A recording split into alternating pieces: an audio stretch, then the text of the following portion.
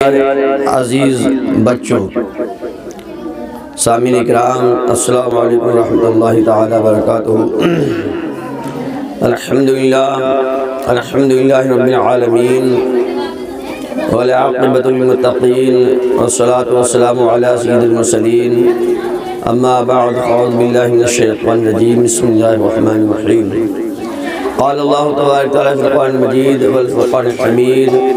अला इन्ना औलिया अल्लाहि ला खौफ़ुन अलैहिम व ला हुम यहज़नून। सदक़ल्लाहुल अलीयुल अज़ीम व सदक़ रसूलुहुन नबियुल अमीनुल करीमुल मतीन। दुरूद शरीफ पढ़िए। अल्लाहुम्मा सल्लि अला सय्यिदिना व मौलाना मुहम्मदिन मअल वल करम व आलिहिल किराम निहिल करीम लालिक सल्लम सलातु व सलाम अलैका रसूलुल्लाह या नबी अल्लाह हबीबल्लाह सल्लल्लाहु अलैहि वसल्लम। सब लोग पढ़ो सल्लल्लाहु अलैहि वसल्लम, सल्लल्लाहु अलैहि वसल्लम, सल्लल्लाहु अलैहि वसल्लम। दुरूद पाक पढ़ते रहा करो, क्योंकि दुरूद पाक का बहुत फ़ायदा है। समझे बच्चों? दिमाग तेज़ होता है इससे, दुरूद पाक से दिमाग तेज़ होता है, सबक अच्छा याद होता है और भी बहुत फ़ायदे होते हैं। बीमारियों से बचे रहते हैं। दुरूद शरीफ पढ़ने से आफतों से बचे रहते हैं, मुसीबतों से बच जाते हैं। तो आदत बना लो सल्लल्लाहु अलैहि वसल्लम। समझे? उंगलियों पे पढ़ा करो, उंगलियों पे सल्लल्लाहु अलैहि वसल्लम, सल्लल्लाहु अलैहि वसल्लम, सल्लल्लाहु। जब सबक पढ़ा करो तो 11 मरतबा दुरूद शरीफ पढ़ लिया करो, ठीक है? पक्का सबक याद होगा, दिमाग तेज़ हो जाएगा। आइए, सरकार गौसे आज़म अल्लाह ताला की शान में सरकार आला हज़रत अज़ीमुल बरकत ने बहुत खूब लिखा है। फरमाते हैं, वाह क्या मर्तबाए गौस बाला तेरा, वाह क्या मर्तबाए गौस है बाला तेरा। बाला का मतलब होता है ऊंचा, यानी सरकार गौसे आज़म का मर्तबा बहुत ऊंचा है। वाह क्या मर्तबाए गौस बाला तेरा, वाह क्या मर्तबाए गौस बाला तेरा। ऊंचे ऊंचों के सरों से कदम आला तेरा, ऊंचे ऊंचों के सरों से कदम आला तेरा। देखो, सर कहाँ होता है? सबसे ऊपर होता है सर, और कदम पैर कहाँ होते हैं? सबसे नीचे होते हैं। तो यहाँ अल्लाह हज़रत फरमाते हैं कि जब दूसरे वलियों के मर्तबे ख़त्म हो जाते हैं, तब जाके सरकार गौसे आज़म का मर्तबा शुरू होता है। यानी सरकार गौसे आज़म का मर्तबा बड़ा अफजल व आला है, बड़ा बुलंद व बाला है। सरबला क्या कोई जाने के है कैसा तेरा, सरबला क्या कोई जाने के है कैसा तेरा। औलिया मलते हैं आंखें, वो है तलवार तेरा। औलिया मलते हैं आंखें, वो है तलवार तेरा। और क्या दबे जिस पे हिमायत का हो पंजा तेरा, क्या दबे जिस पे हिमायत का हो पंजा तेरा। शेर को खतरे में लाता नहीं कुत्ता तेरा, शेर को खतरे में लाता नहीं कुत्ता तेरा। सारी सीटी मेरे नंबर पे आ रही है। हाँ बच्चों, आप लोगों ने शेर देखा है? शेर देखा है? शेर नहीं देखा है? फोटो में देखा है। सरकार गौसे आज़म की ज़माने में एक वली अल्लाह थे। वो शेर पे बैठा करते थे। क्या बैठते थे? शेर पे बैठते थे। शेर उनकी सवारी थी, उनकी मोटरसाइकिल क्या थी? शेर थी। जिधर शेर पे बैठ कर निकल जाते थे तो भीड़ लग जाती, भीड़। बताओ अपने गांव में कोई शेर पे बैठ के आया तो भीड़ लग जाएगी नहीं लग जाएगी? तो ऐसे ही उस वक्त भीड़ लग जाती थी। सब देखते थे बहुत गौर से, शेर पे चलते थे और शेर उनको लेकर भागते भागते चलता था। तो एक मर्तबा सरकार गौसे पाक के शहर में वो आए। अहमद जाम नाम था उनका। नाम क्या था? अहमद जाम।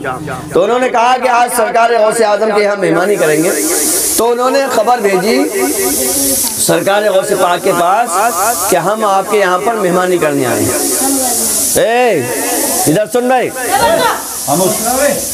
इधर देख इधर। तो उन्होंने ये अभी कहानी तुमसे सुनेंगे हम, समझे? इसलिए ध्यान से सुनना, इस कहानी को सुनी जाएगी आप लोगों से। तो कहाँ पे चलते थे वो? शेर पे चलते। उनका नाम क्या था? अहमद जाम। क्या नाम था? अहमद जाम नाम था। एक बार सरकार गौसे आजम के यहाँ पर आए मेहमानी करने के लिए। तो सरकार गौसे आजम ने फरमाया आ जाइए। उन्होंने कहा हमारे साथ शेर है और शेर बस्ती से बाहर ही रुकेगा। सरकार गौसे पाक ने कहा ठीक है।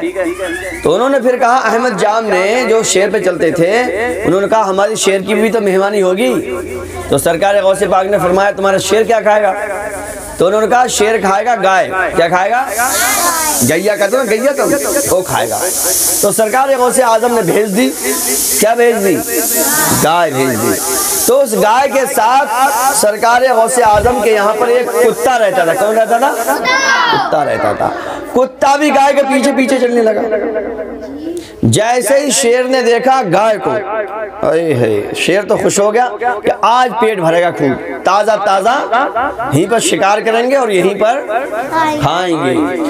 जब शेर के करीब वो पहुंची गाय, तो शेर एक झपट्टा मारने वाला था। हमला करते हुए देखा तुमने शेर को? बहुत तेज। हाँ, मोबाइल में तो बात करना है, वैसे कौन देख लेगा?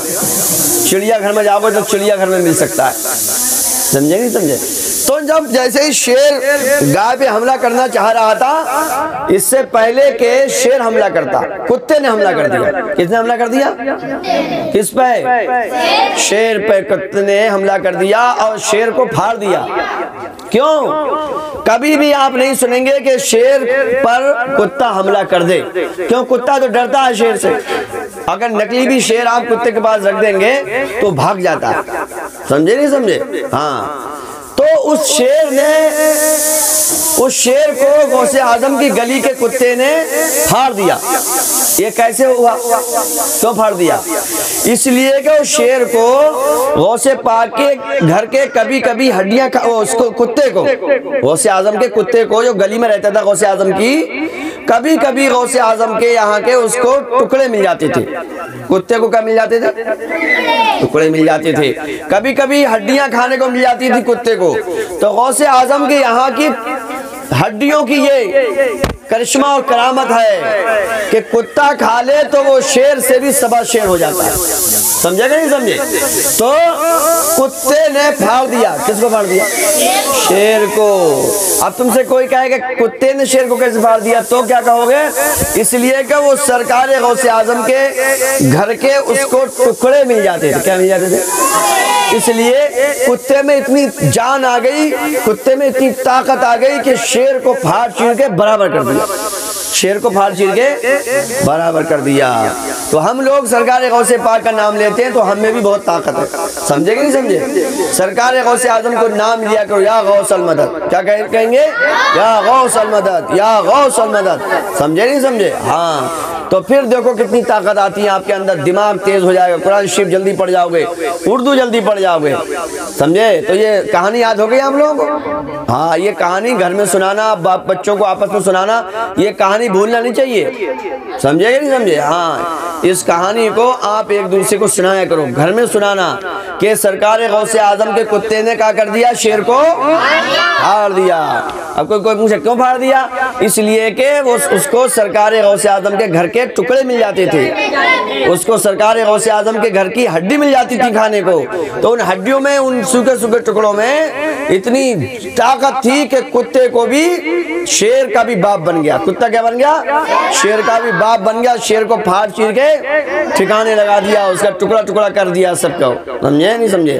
तो ये आला हजरत का शेर। अब सुनिए आप, आला हजरत ने इस शेर में इस वाकया को बयान किया है। फरमाते हैं, क्या दबे जिस पे हिमायत का हो पंजा तेरा, क्या दबे जिस पे हिमायत का हो पंजा तेरा, शेर को खतरे में लाता नहीं कुत्ता तेरा। और एक कहानी तुम्हें सुनाते हैं पढ़ाई की। सरकार गौसे आजम बहुत पढ़े हुए, तुम्हें पता है जब सरकार गौसे आजम पैदा हुए तो आपने, जिस दिन आप पैदा हुए उस दिन दूसरे दिन को रोजे शुरू हो गए।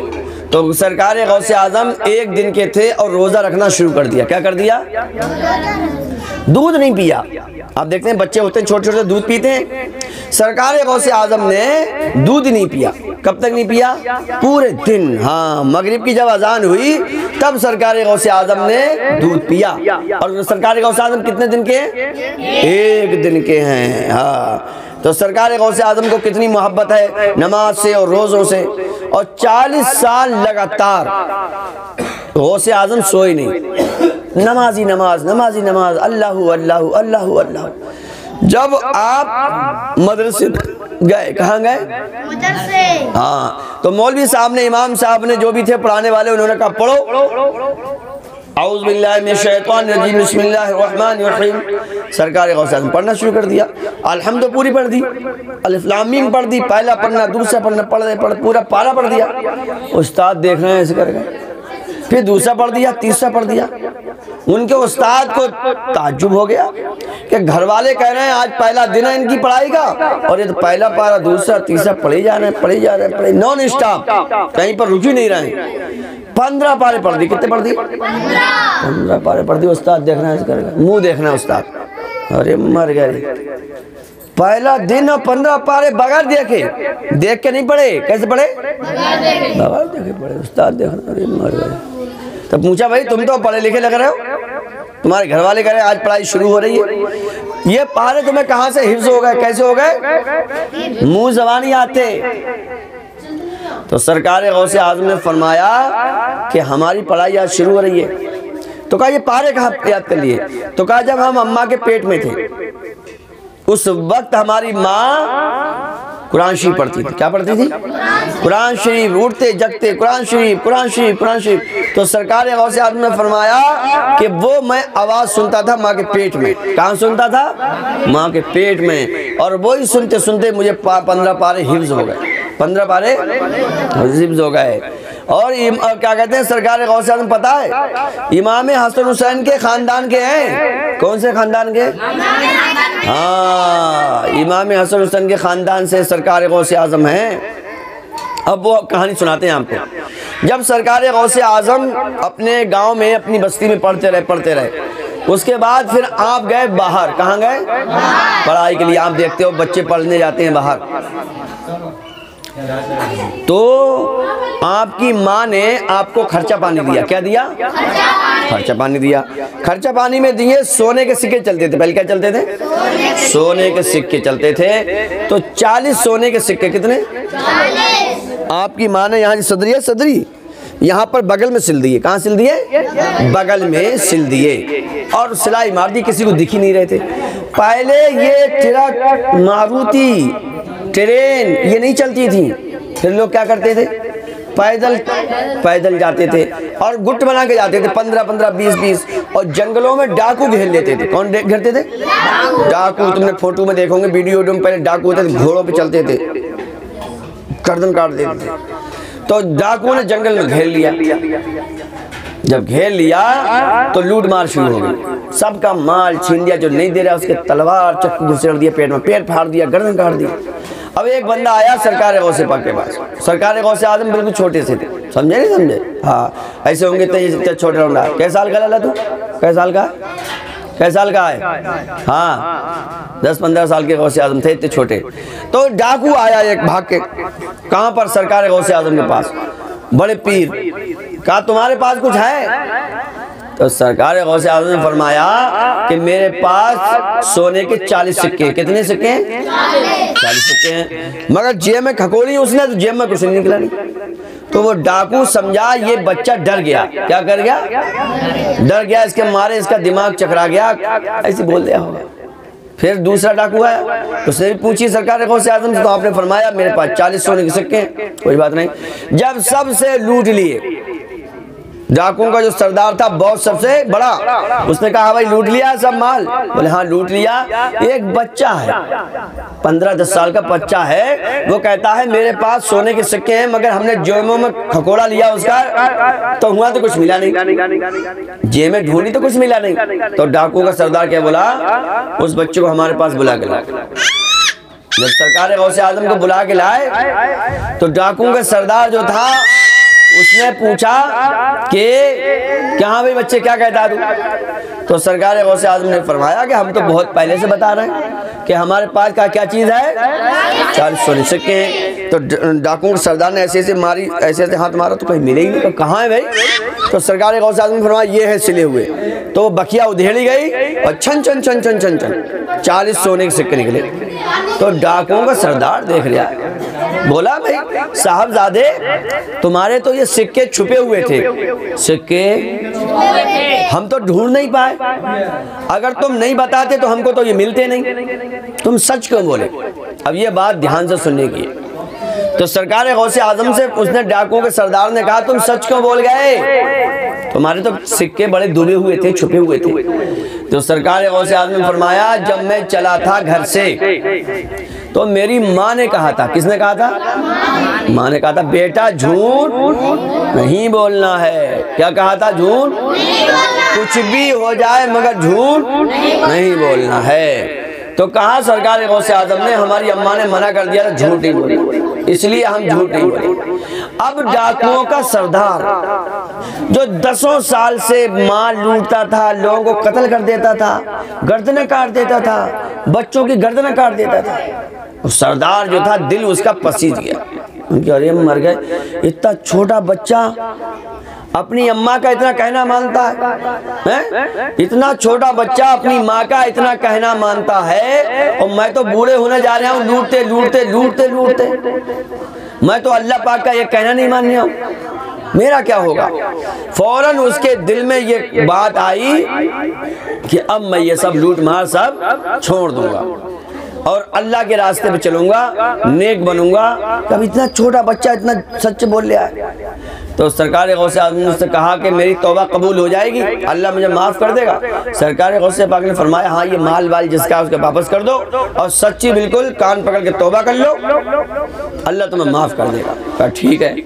अब उस डाकू के सरदार ने अपना जिस पूरा उसका गैंग था, गैंग समझते हो, पूरी उसकी टोली थी डाकुओं की, सबसे उसने कहा देखो भैया अब तुम अपने अपने घर जाओ, हम तुम्हारे बॉस हमारे तुम्हारे सरदार नहीं है, तो हमारे चेला नहीं हो, हम तुम्हारे गुरु नहीं है। तो एक होता है गुरु और एक होता है चेला। हाँ, तो उन्होंने कहा तुम हमारे चेले थे, अब तुम्हारे चेले नहीं है, अब तुम अपने घर जाओ, हम अब पढ़ेंगे नमाज, तौबा तिल्ला कर लिया हमने, अल्लाह से हम नमाज पढ़ेंगे, अल्लाह से माफ़ी मांगेंगे, अब ये हम मार धाड़ का काम नहीं करेंगे, हमने कान पकड़े तौबा कर ली।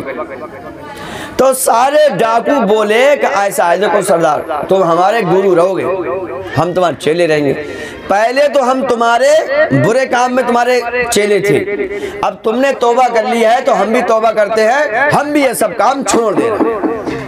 सब सरकार गौसे आजम के कदमों पे गिर गए, सरकार गौसे आजम से माफ़ी मांगी, अल्लाह से माफ़ी मांगी, और सब सरकार गौसे आजम के बन गए मुरीद। क्या बन गए? मुरीद बन गए। और सब सरकार गौसे आजम ने सबको क्या बना दिया? वली बना दिया। क्या बना दिया?